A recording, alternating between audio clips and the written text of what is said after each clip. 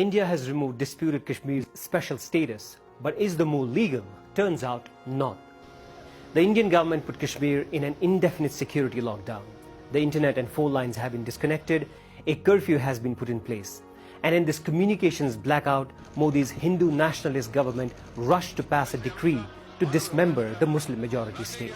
Even in our wildest dreams, we did not think we will take such a catastrophic step. Let me caution you, it can be done to every other state in India.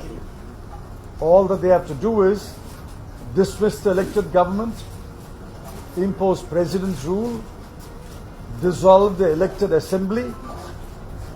The parliament takes the power of the state assembly.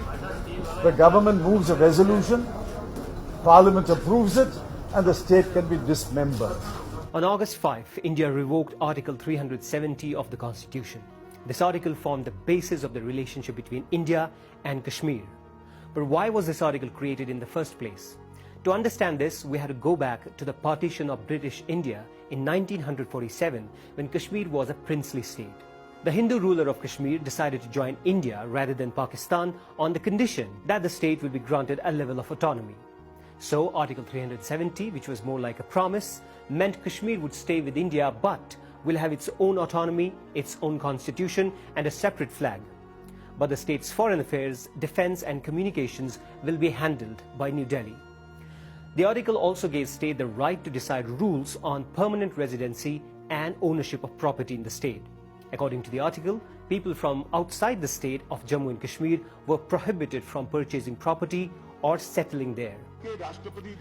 Revoking this article means Jammu and Kashmir is no longer a self-governing place. It will not have a separate constitution anymore, its flag is gone, and people from outside the state can now settle and buy property in Kashmir. Modi's Bharatiya Janata Party sees this as a huge win. Since the 1950s, Hindu nationalists have rallied against Article 370, arguing that Hindu-majority India must not bend its constitution for Muslim-majority Kashmir. Revoking the article was also in BJP's 2019 election manifesto. But Kashmiris fear the Modi government revoked the article to change the demographic character of the Muslim-majority region by allowing non-Kashmiris to buy land and also settle there. We are following with concern the tense situation in the region. We're also aware of reports of restrictions on the Indian side of Kashmir, and we urge all parties to exercise restraint. The revocation of article has also split the state into two separate territories, which will be federally governed and thus give New Delhi more clout over the region. But according to experts, this move to revoke Article 370 is illegal. India needs consent of the elected assembly of Jammu and Kashmir state before it goes ahead and splits the state or removes the article. Did the Modi government do that? No. There are some who think the government's move may be challenged and end up with the country's top court for a final decision. But that's something that only time will tell. In the run-up to the surprising announcement, India detained Kashmir's separatist leadership and put politicians in Indian-administered Kashmir who were critical of the move under house arrest. This is not India that I believe in. My India is a democratic India, secular India for all, whatever your religion, whatever your region. For days there was panic in Kashmir. People stocked up on food, essential medicines and currency with the fear that services would be shut down.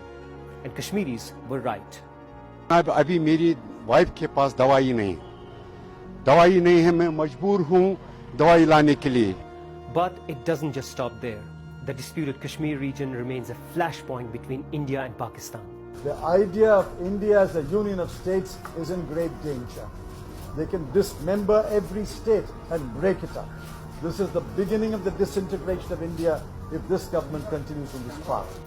Removing Article 370 could spark a fresh violence in the region.